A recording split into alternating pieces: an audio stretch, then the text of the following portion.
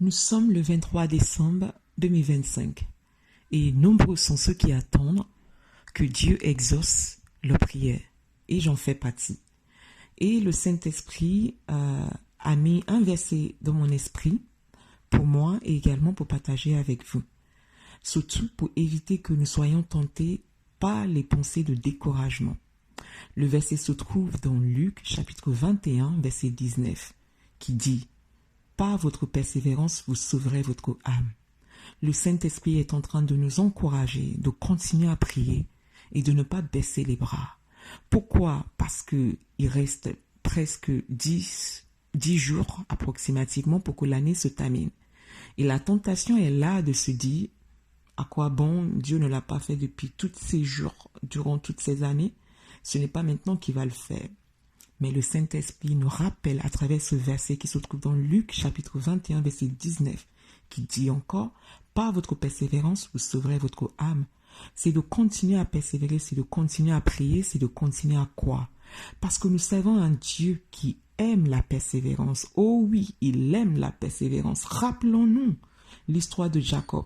C'est par la persévérance que Jacob a obtenu sa bénédiction, transformant son nom de Jacob en Israël. Il a tellement insisté que finalement Dieu l'a béni.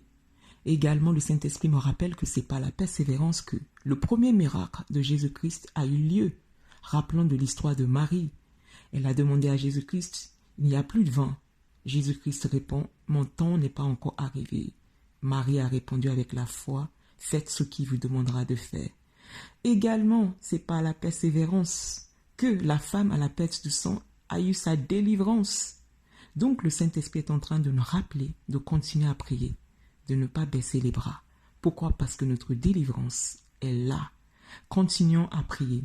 Et le Saint-Esprit termine en me rappelant cet exemple parfait qui est du fait que un homme qui souhaite trouver de l'eau, qui creuse un trou, et que si cet homme s'arrête, au bout de 10 minutes, il ne verra jamais l'eau.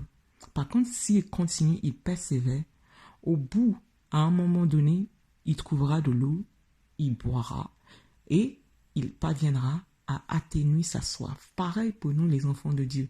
Continuons à persévérer. À un moment donné, Dieu va répondre. Que ça soit là, que ça soit demain, persévérons-nous. Ne lâchons pas l'affaire. Continuons à prier et Dieu va nous exaucer au nom de Jésus-Christ.